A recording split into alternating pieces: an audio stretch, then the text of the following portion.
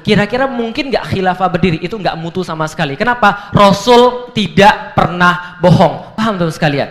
Maka ketika kemudian saya menyampaikan, ketika Rasulullah Shallallahu Alaihi Wasallam mengatakan summa takunu khilafatan ala minhajin nubuwah, maka itu adalah qaul dari Rasulullah. Anda mau protes apapun terserah, Anda mau kemudian debat apapun terserah, Anda mau bilang ini melakukan ini nggak mungkin ya, bakal begini, bakal begini, ini bakal kayak begini, ini bakal, terserah Anda. Yang nggak bisa Anda lakukan adalah Anda menghapus itu daripada kitab-kitab para ulama. Anda menghapus bahwa hadis itu pernah diucapkan oleh Rasulullah Shallallahu Alaihi Wasallam. Kita bisa debat nanti, tapi yang nggak bisa kita debat adalah ini sudah diucapkan oleh Rasulullah dengan satu atau dengan lain cara. Khilafah pasti berdiri, Anda suka atau Anda tidak suka. Lah kenapa? Simple, karena itu sudah jadi hadis.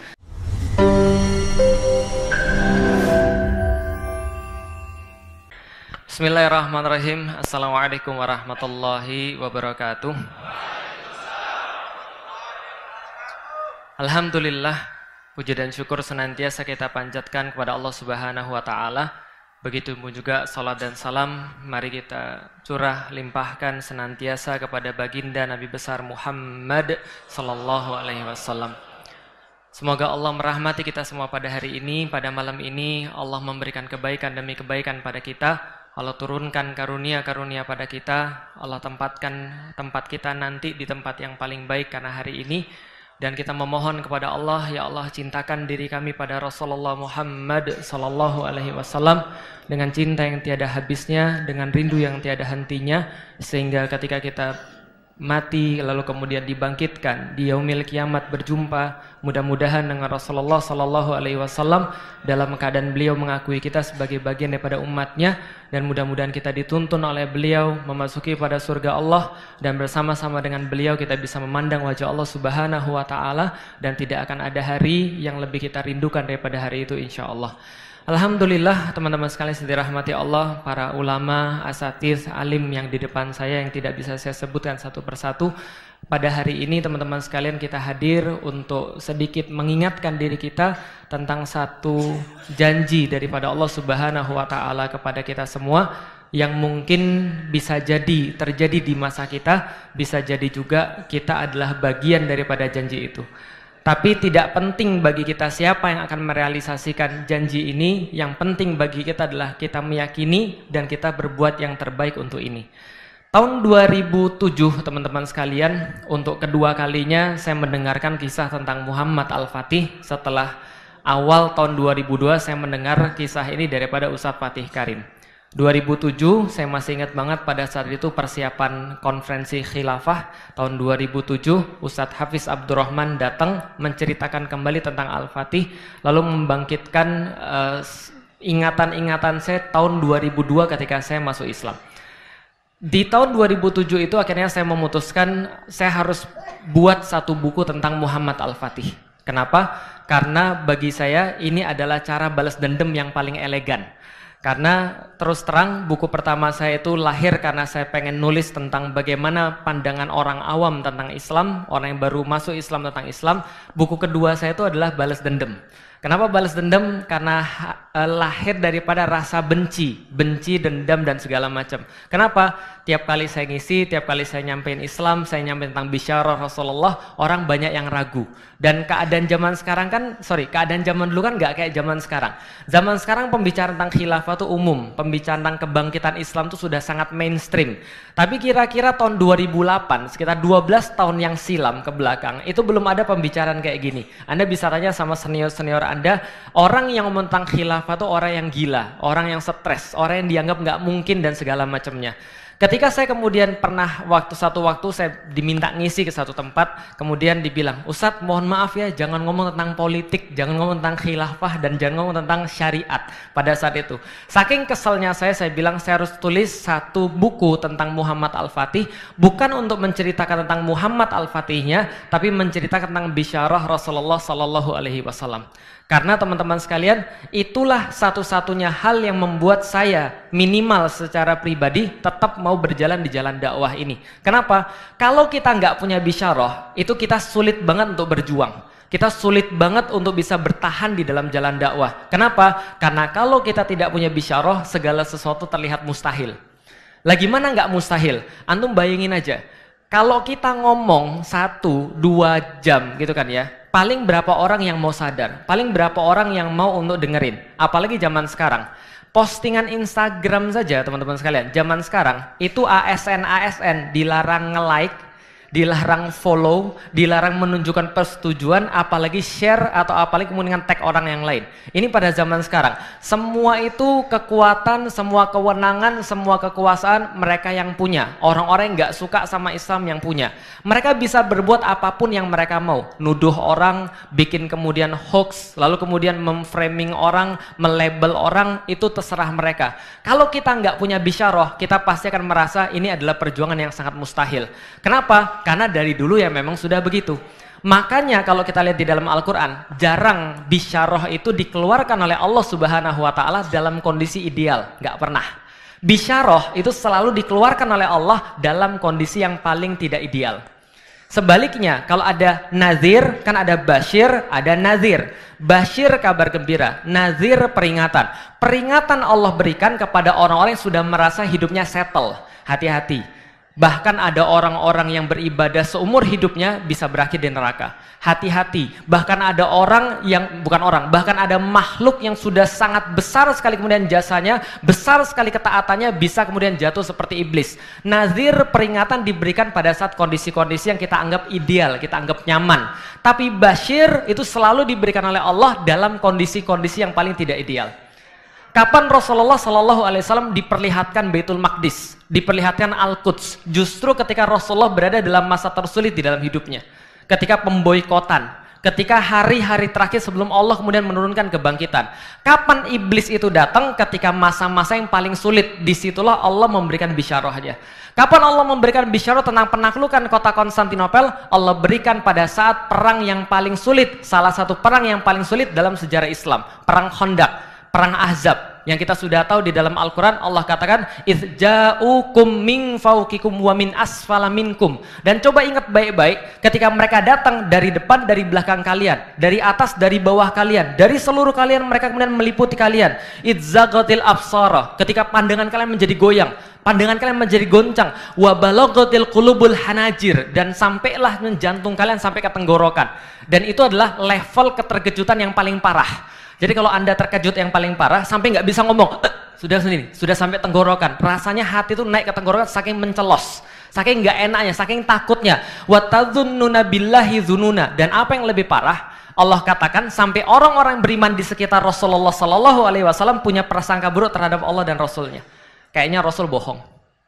Kayaknya Allah nggak menjanjikan kita kemenangan. Kayaknya betul kata orang-orang kemarin, kita lebih baik nggak usah lawan mereka, kita lebih baik mundur aja ke belakang. Maka mereka mulai minta izin pada Rasulullah. Ya Rasulullah, kami izin, kami pulang dulu ya. Ini anak-anak kami di rumah, ini istri-istri kami di rumah, mereka nggak punya makan. Dan semua di situ nggak ada yang makan. Teman-teman tahu bagaimana diriwayatkan? Orang-orang pada perang Ahzab itu saking sulitnya mereka harus gali parit 8 km, lebarnya harus 5 meter, dalamnya harus 3 meter, dan mereka harus gali dalam kurang waktu 6 hari. Mereka makannya cuma tangan dicelupin ke air, lalu kemudian tangan yang basah itu ditaruh di gandum, maka gandum yang lengket di tangan itu dijilat untuk seharian makan. Itu jatah mereka. Ada lagi yang meriwayatkan kurma, lalu kemudian orang berbaris satu kurma diemut satu persatu sampai habis. Seluruh kaum muslimin cuma itu aja makanannya. Dalam kondisi seperti itu Allah turunkan bisyarah. Allah turunkan kabar gembira lewat Rasulullah Sallallahu Alaihi Wasallam. Sebagaimana tadi disampaikan, bainama nahnu haula Rasulillah Sallallahu Alaihi Wasallam. Kami sedang duduk bersama Rasulullah Sallallahu Alaihi Wasallam. Tiba-tiba ada yang bertanya, ya Rasulullah, awil madinataini tuftahu awalan. Wahai Rasulullah, kota mana akan kita taklukkan terlebih dahulu? Konstantinia atau Rumiyah? Perhatikan teman-teman sekalian, dari pertanyaan kayak gini aja itu sudah menunjukkan mental para sahabat. Artinya para sahabat sudah sering membahas tentang Konstantinopel dan Roma. Para sahabat sudah sering membahas tentang pembebasan-pembebasan di dunia. Para sahabat sudah tahu tentang bahwa Islam akan tersebar ke seluruh dunia. Maka saking kemudian mereka nggak sabarnya, dalam kondisi sangat sulit banget. Kalau bayangin ya, bayangin antum lagi dalam kondisi seperti itu, ribet-ribetnya, susah-susahnya. Dalam hadis, dalam athar dikatakan bahwa mereka bahkan nggak sempat pergi ke WC, tiba-tiba ada yang nanya, ya Rasulullah, besok kita akan menaklukkan Konstantinopel dulu atau Roma? Paham teman sekalian? Jadi ibarat kalian kita lagi ribet-ribet, anak sekolah kemudian bayarnya besok harus 15 juta, belum ada yang beres semua, anak belum makan hari ini, lalu kemudian ada yang nangis, ada yang berantem, ada yang stres, tiba-tiba ada satu anak yang nanya, Bapak besok kira-kira kita pergi ke Eropa atau kita pergi ke Turki ya, kira-kira gitu kan ya. Nah itu bapaknya bilang kamu gila gitu kan ya. Nah kondisi seperti itu disampaikan pada Rasulullah Sallallahu Alaihi Wasallam. Rasulullah Sallallahu Alaihi Wasallam tidak pernah mengatakan begini, sudah jangan pandang yang panjang-panjang, jangan mikir yang jauh-jauh. Bapakmu aja belum masuk Islam, Rasul nggak bilang begitu. Tapi Rasulullah Sallallahu Alaihi Wasallam mengajarkan kepada kita ada satu hal yang nggak boleh hilang. Ketika makanan sudah nggak ada, ketika tentara sudah sedikit dibandingkan dengan tentara musuh, ketika semuanya kekurangan, kondisi sangat tidak ideal, kita benar-benar terdesak, kita benar-benar tidak ada harapan, ada satu yang nggak boleh hilang, keyakinan pada Allah Subhanahu wa Ta'ala. Yu'minuna bil ghaib, keyakinan pada apapun yang disampaikan oleh Allah Subhanahu wa Ta'ala, janji Allah Subhanahu wa Ta'ala. Maka Rasulullah membalas mereka, Madinatu Hiraqla tuftahu awalan. Yang akan kalian taklukkan terlebih dahulu wahai sahabat-sahabatku adalah kotanya Heraklius, yakni Konstantinia, yaitu adalah Konstantinopel. Itu yang Rasulullah Shallallahu Alaihi Wasallam sampaikan pada mereka. Ketika Rasulullah menyampaikan ini, orang Yahudi ada di sana lalu berkata, Muhammad sudah gila. Dan itulah ejekan mereka yang paling favorit pada Rasulullah Sallallahu Alaihi Wasallam. Kenapa? Karena mereka tahu mereka nggak bisa juluki Rasulullah penyihir, mereka nggak bisa bilang Rasulullah itu tukang tipu, mereka nggak bisa bilang Rasulullah itu dukun. Yang mereka bisa bilang hanya Rasul orang gila. Kenapa? Karena nggak semua orang bisa ngelihat kecuali cuma pakai mata dan pakai logika. Paham teman-teman sekalian?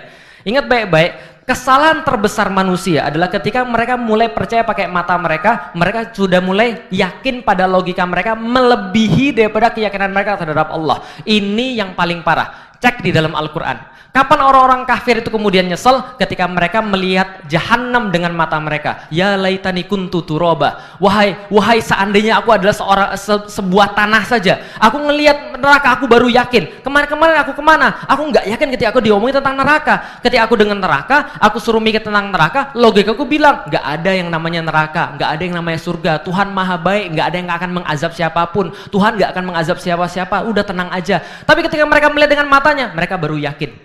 Ini bahaya banget. Orang yang yakin dengan mata itu calon-calon penghuni neraka. Paham teman-teman sekalian? Karena mata ini menipu. Allah kata, ya'lamuna dzahiran minal hayatid dunya. Orang-orang calon penghuni neraka, mereka sangat jelas ketika melihat dengan mata mereka. Wahum anil akhiratihum ghafilun. Tapi begitu dibicarakan tentang janji Allah, begitu dibicara tentang ayat-ayat Al-Qur'an, peringatan Allah tentang neraka, janji Allah berupa surganya dan kenikmatan-kenikmatan di dunia, termasuk kemenangan-kemenangan, mereka jadi stres. Mereka jadi nggak percaya. Maka begitu Allah mengomentari tentang penaklukan-penaklukan yang belum terjadi di masa Rasulullah, Allah sampaikan di dalam surat Al-Fath ayat 21, wa ukhra lam taqdiru 'alaiha qad ahatallahu biha wa kanallahu ala kulli syai'in qadira. Dan hal-hal yang lain dan tempat-tempat yang lain yang sebenarnya belum Anda bisa kuasai, tapi sebenarnya sudah ditakdirkan dan Allah sudah liputi itu semua bagi Anda. Sudah selesai bagi Allah. Allah sudah janjikan itu semua bagi Anda, dan ketika Allah sudah keluar janjinya, Allah tidak akan pernah menarik balik janjinya. Qad ahatallahu biha. Allah sudah meliputi semuanya bagi Anda, dan Allah maha menakdirkan atas segala sesuatu. Allah menyampaikan pada kaum muslimin, jangan khawatir. Kalau Anda belum melihat sesuatu itu, belum takluk, padahal sudah janji Allah, bukan berarti Allah mencabut janji itu dari Anda. Bukan. Allah tetap janjinya, karena Allah bagi Allah semuanya sudah selesai. Ini yang disampaikan pada kaum muslimin pada saat itu. Keyakinan pada sesuatu yang goib. Saya nggak akan bahas banyak teman-teman sekalian tentang sejarah. Teman-teman bisa googling, bisa buka YouTube, lihat videonya 1,5 jam, teman-teman bisa saksikan. Yang pengen saya kasih tahu adalah Muhammad Al-Fatih bukan orang yang berdiri sendiri. Dia keturunan ke-7 daripada Utsman. Makanya disebut dengan Khilafah Utsmani. Dan pada waktu Muhammad Al-Fatih masih Kesultanan Utsmani. Sultan ke-7 daripada Kesultanan Utsmani, Utsman adalah orang yang sangat ngefans dengan Rasulullah Sallallahu Alaihi Wasallam. Saking ngefansnya Utsman ini, sampai tidur pun dia kebayang-bayang dengan Rasulullah Sallallahu Alaihi Wasallam. Suatu waktu Utsman punya bapak namanya Ertugrul. Saya cuma mau mengendorse tadi tentang Habib Khalilullah sampaikan kepada kita. Utsman punya bapak namanya Ertugrul. Ertugrul memilihkan ulama terbaik buat Utsman, namanya Syekh Edebali. Syekh Edebali ini adalah seorang sufi sekaligus orang yang sangat fakih pada zamannya. Maka dia bilang sama Utsman, Utsman, kamu berguru sama Syekh Edebali. Dan ingat baik-baik, saya bapakmu, tapi Syekh Edebali adalah bapakmu yang sesungguhnya.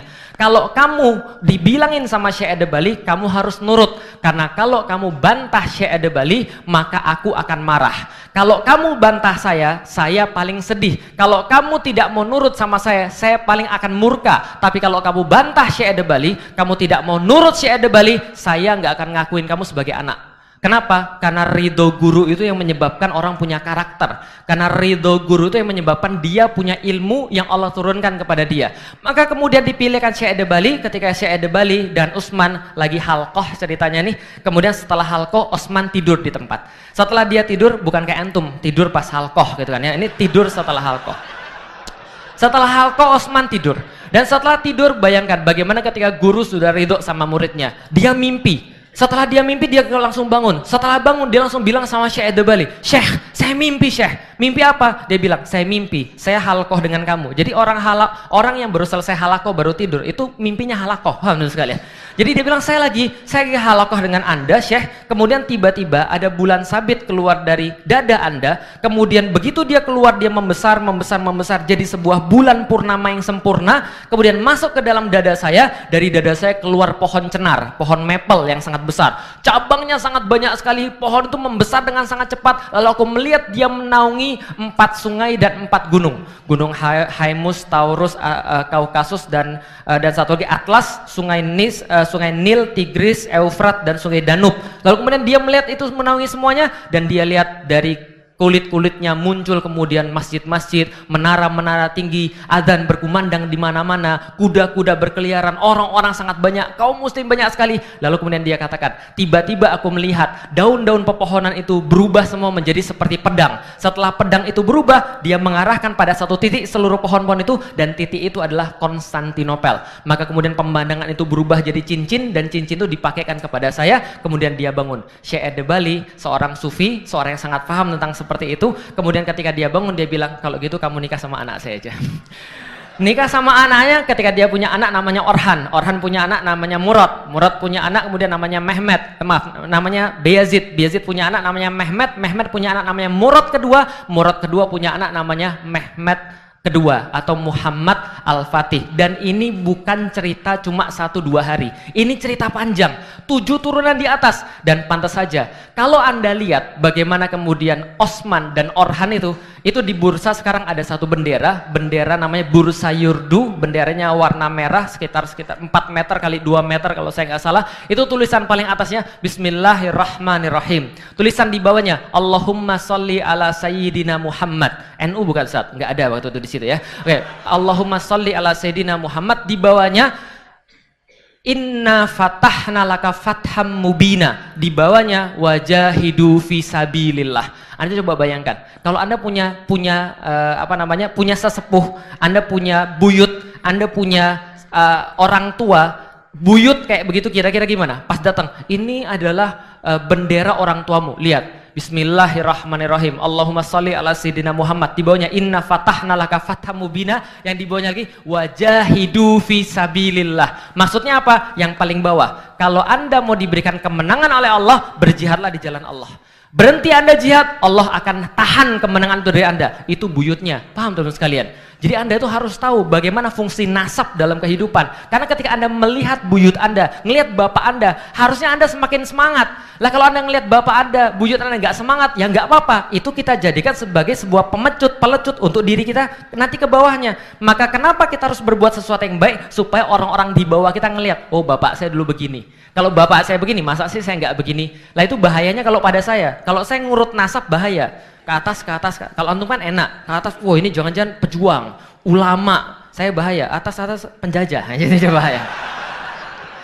Nah maka itu yang bisa kita lihat bahwa ada satu yang dijaga, yaitu adalah keyakinan pada sesuatu yang gaib. Ini yang sangat terang sekali, ini yang sangat jelas sekali, ini yang sangat menonjol sekali pada Muhammad Al-Fatih.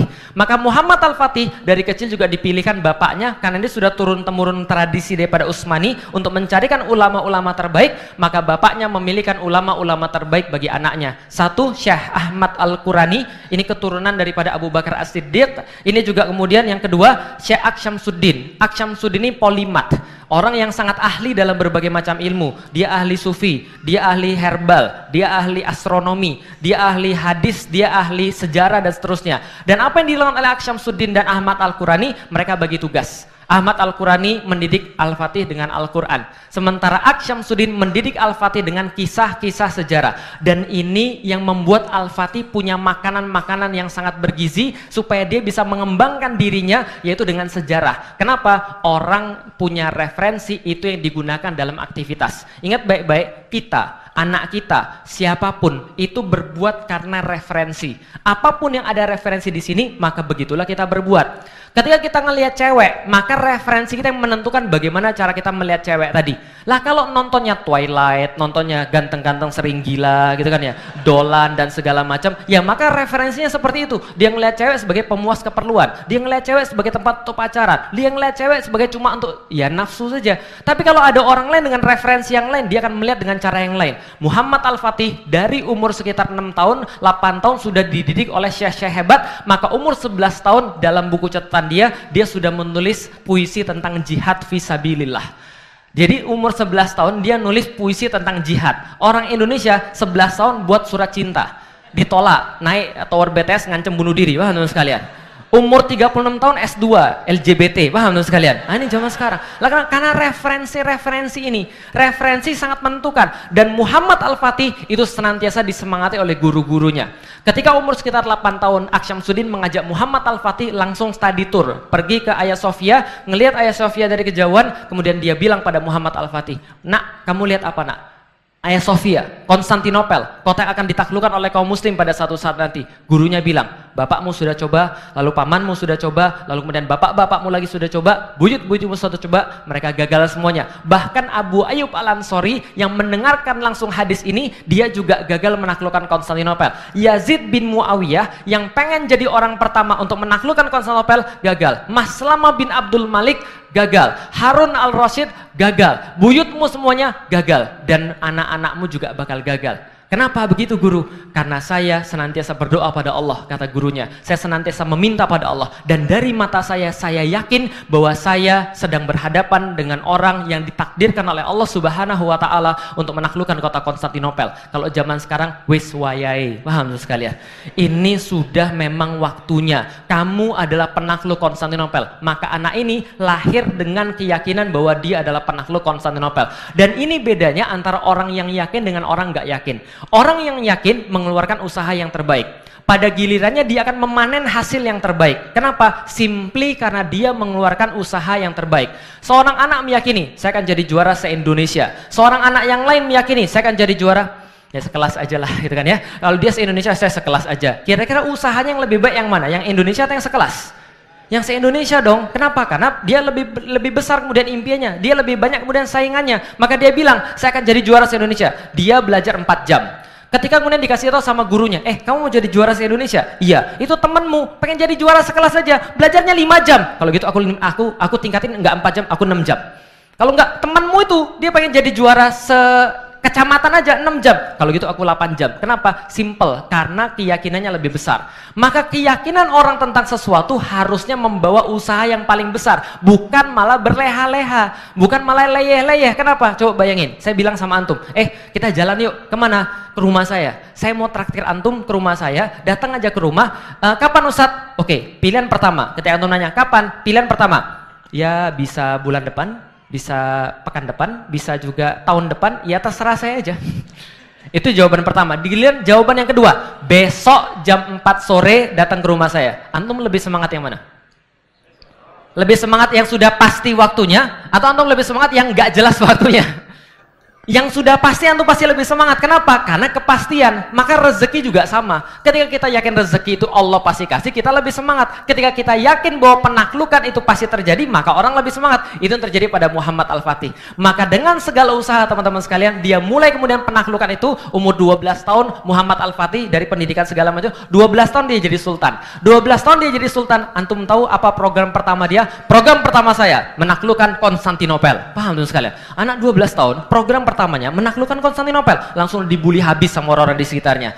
Para penasehatnya menyaksikan, orang-orang terdekatnya menyaksikan. Ini anak orang gila, 12 tahun penaklukan Konstantinopel. Apa yang terjadi? Dicopot jadi sultan. Paham sekalian? Bapaknya balik lagi jadi sultan, tapi dia belajar. Apa yang dia pelajari? Ternyata nggak cukup cuma semangat. Dia pelajarin strategi. Dia pelajarin apa yang dia kurang daripada ketika dia diturunkan kembali jadi sultan. Dia pelajari kemudian bahasa-bahasa penting. Dia pelajari cara untuk mengatur pasukan-pasukan terkuat, termasuk pasukan Yeniseri. Dia membentuk tim, membentuk kemudian segala perencanaan. Akhirnya umur 19 tahun ketika bapaknya mangkat, dia balik lagi jadi sultan dan dia nggak bilang lagi pengen menaklukkan Konstantinopel. Tapi ketika dia ditanya, apa program pertamanya? Rapikan seluruh daerah, kita amankan tempat-tempat yang lain, kirimkan upeti-upeti kepada orang-orang musuh-musuh kita, ikat perjanjian dengan mereka, kumpulkan pasukan. Paham teman sekalian? Maka 19 tahun dia memulai penaklukan itu, lalu kemudian umur 21 tahun, 29 Mei 1453, Konstantinopel takluk di tangan kaum muslimin. Singkat cerita, tanggal berapa? 29 Mei 1453. Saya singkat saja karena waktu saya sedikit, saya pengen tanya yang terakhir, ini pelajaran yang paling penting. Kapan takluknya Konstantinopel? 29 Mei 1453 atau 20 Jumadil Awal 857 Hijriah. Salah. Kapan penaklukan Konstantinopel?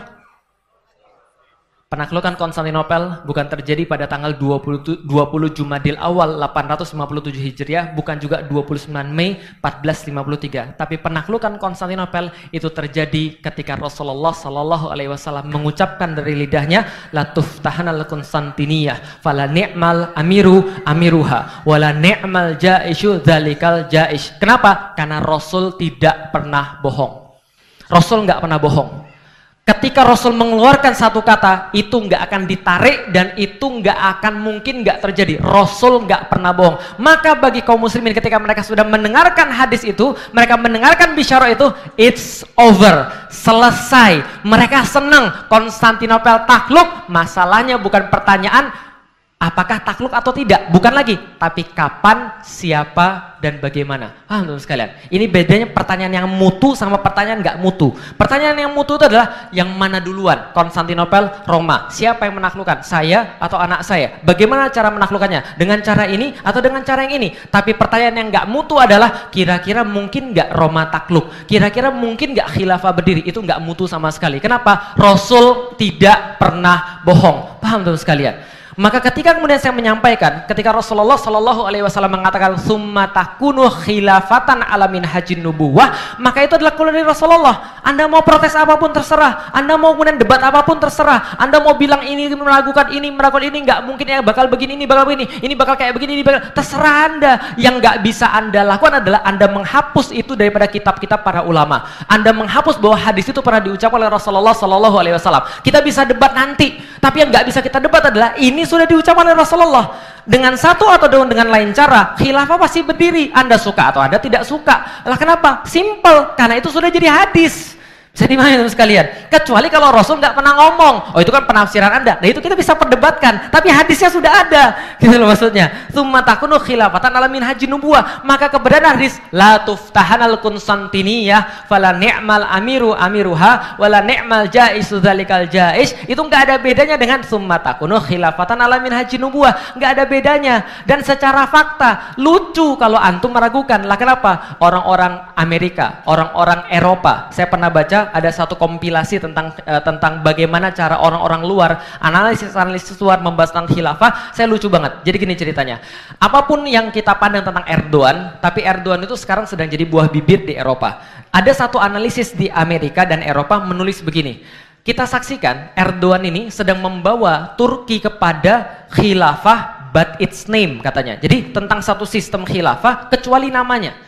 Mereka ini terserah ya. Ini adalah bagaimana mereka kemudian melihat Turki yang sekarang sedang membawa ini ke arah khilafah kecuali namanya. Lalu mereka bilang begini yang sangat menarik. Maka saksikan baik-baik, commercial break yang hampir selama 100 tahun itu sebentar lagi akan berakhir dan pertunjukan yang sudah dimulai lebih daripada 1300 tahun yang lalu akan dimulai. Paham teman sekalian? Itu kata mereka. Jadi commercial break yang sudah 100 tahun ini sebentar lagi akan berakhir. Dan pertunjukan yang sudah dimulai sekitar 1300 tahun yang lalu ini kembali akan dilanjutkan, ditayangkan kembali. Maksudnya apa? Mikir aja sendiri, paham teman sekalian.